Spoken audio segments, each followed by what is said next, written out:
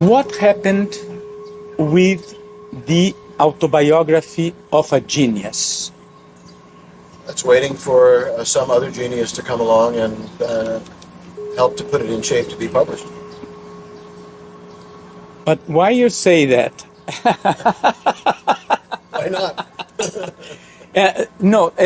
The thing is, when he wrote his biography, it was meant to be autobiography of a genius, right? I suppose, in the sense that he was a genius. He was writing his autobiography. Although I have to say, he started too late. He didn't have enough time. So it was really more, I think of it more as a memoir these days than an autobiography. Mm-hmm. But when you edited, you were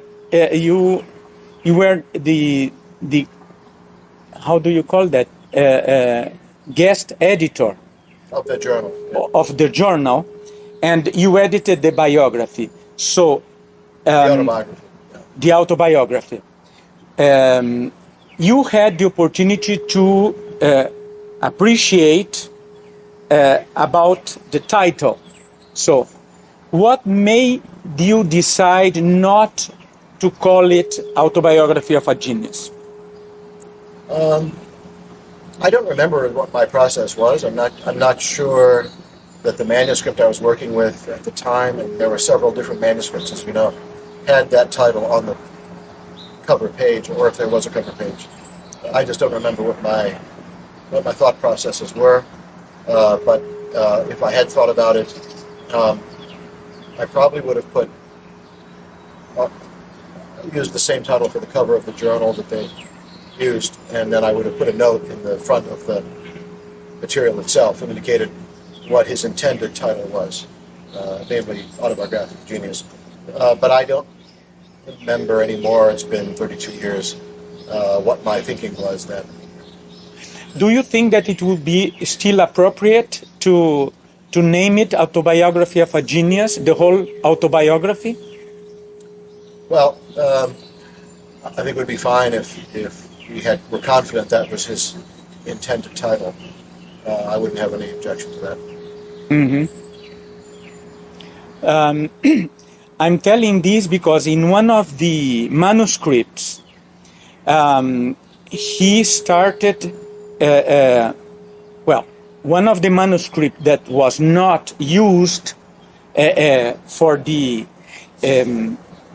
1985 edition, in one of the manuscripts, he mentions, he starts saying that, well, one could argue, but why this guy is telling himself that he's a genius, and he's saying that, well, I'm not telling this for me. I think that we have 160 million genius at least in this country.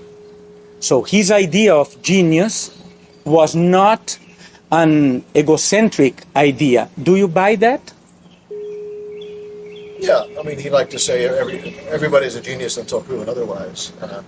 So I like that idea. I guess I sort of take that myself with my students. I kind of assume that they're all tops, and then only if they disappoint me do I change my opinion.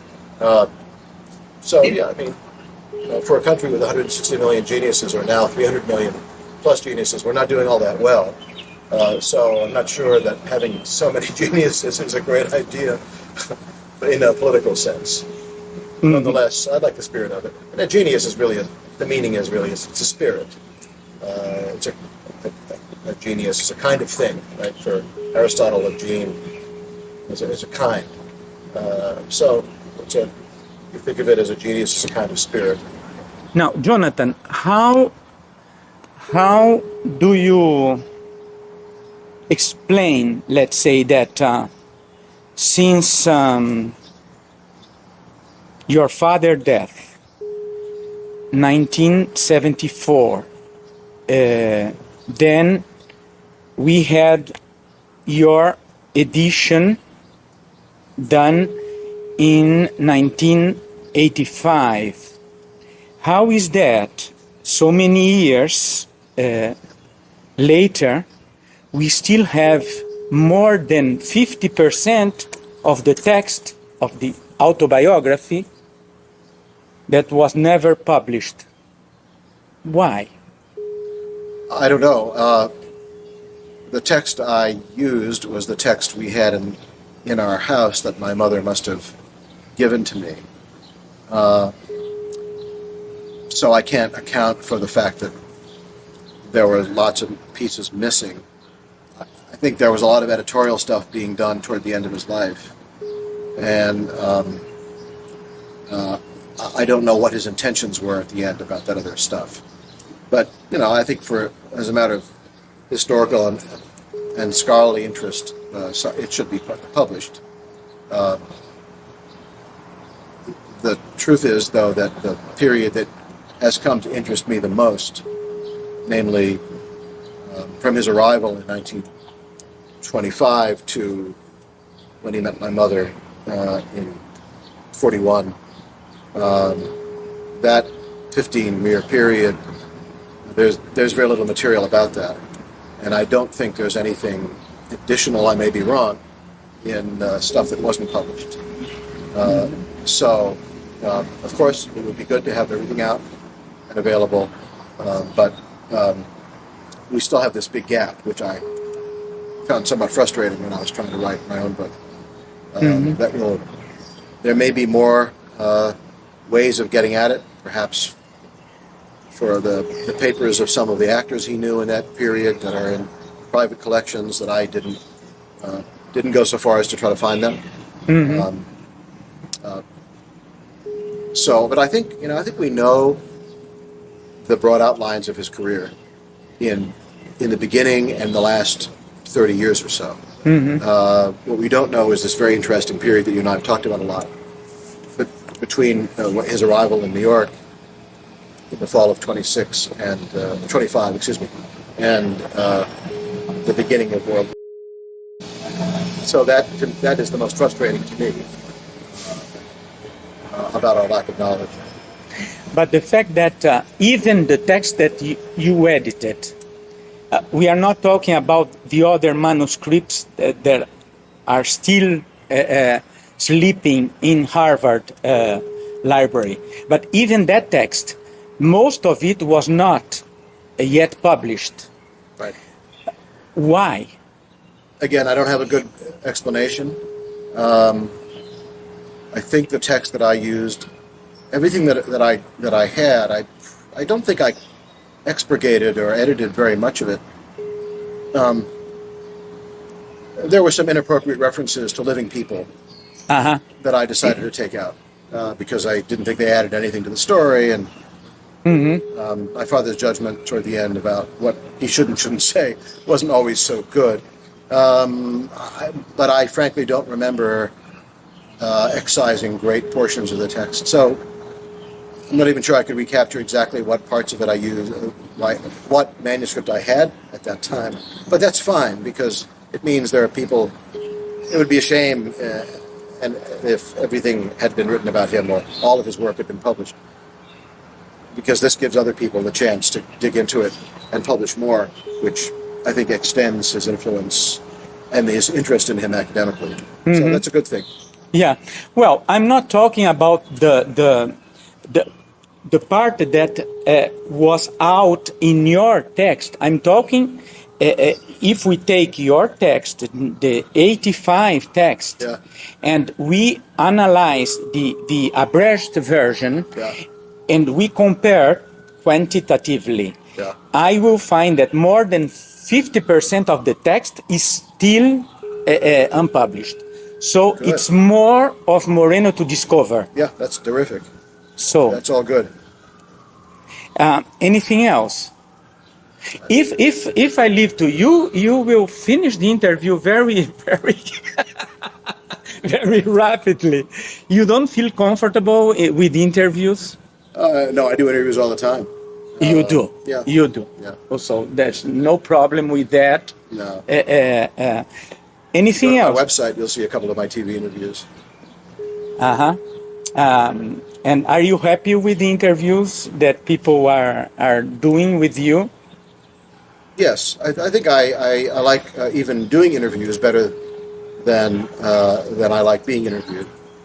I did an interview that'll be on my website in a couple of weeks with Werner Erhard, the Est founder. That was a lot of fun for me. Uh-huh. So you prefer to be The interviewer. in my role, Yes. and not in yours. Yes. Well, I'm not going to suggest you that we Reverse do a roles. role reversal. Because I can't interview you, you're not comfortable? No, it's not. Tell me why No. you're not comfortable, Sergio, being interviewed. I am comfortable Oh, good. with being We should reverse interviewed. roles. The thing is that I don't want to take much of your time because you are a very disciplined person. You have many things to do. Well, but in case you have something else to or to invert roles, and do you want me to ask me? Do you want me to interview a short interview? Do you want to reverse roles? Sure. So let's reverse roles. Okay. All right, so Sergio, tell me how you got interested in Moreno, and what is it about him that holds your interest for so long? Well, I knew Moreno, not personally, because when I knew that psychodrama existed, Moreno was no longer here. It was in the 80s in Brazil. And when I knew psychodrama, it was not on a therapeutic approach. It was the pedagogical approach that was being applied by a Brazilian psychodramatist. So I was immediately interested because we were at that time very, very focused in education on the speech, on the verbal part of the expression. And we were not giving enough attention to the non-verbal, to the corporal, the body language, and to the action. Yeah. So when I found that, I was immediately very well attracted. I was, and then I started immediately using that. So, and then, well, Dr. Moreno, I came to know him better when I knew Zerka. It was already in 2008. Yeah, so pretty late. So what continues to interest you about JL? Why JL? First of all, I think that is his way of seeing people at the same level, not giving too much importance to hierarchy. One. Second, action, and not only talk. Good. Third is his willingness to help people with something that was not very well accepted, in a very spontaneous manner. Normally people need to have plans, to organize things, to rehearse. Yeah. And for him, it was a totally different way of doing. So, and one of the most difficult things in an interview is to be short. Because when we start talking, sometimes people lose interest. It lose interest. But not this time. But I'm answering to Yes, your it's good. question. So my last question is, you become an historian, really, and I mean I think of you an historian now, of at least of his work and the time in which he was working, and his influences and so forth. Do you think he'll become more famous. Most people become, of course, less famous as time goes on. Do you think he has a chance? He's never really, in my view, he achieved a certain level of celebrity in the 1950s, early 1960s, and then it declined. So do you think he has a chance to reemerge as a cultural figure even so many years after he's gone, or is it more like the usual pattern? Look, Jonathan, the more I study him, the more I see how psychodrama is being applied.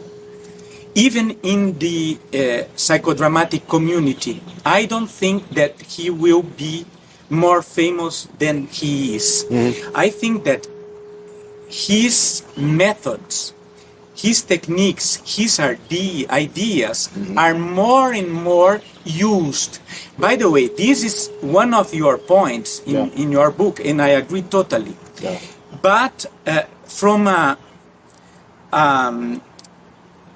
propaganda point of view, from a publicity point of view, a marketing point of view, I don't think that he will be more famous than he was necessarily.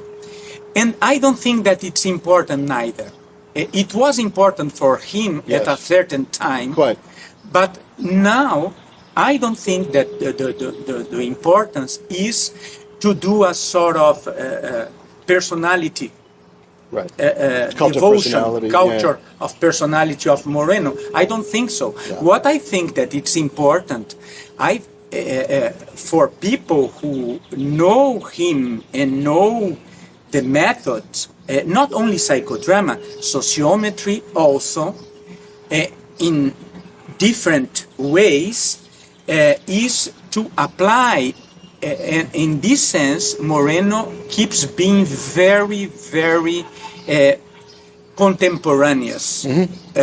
And in many ways, he was, although he didn't want to insist that a genius is ahead of time, because he thinks that a genius is precisely someone of his time. Yeah. I think that in many ways he was far ahead of his time. And unfortunately, many people are using his ideas, even his name now, Jacob Levi Moreno, in Facebook, without giving proper credit to the man.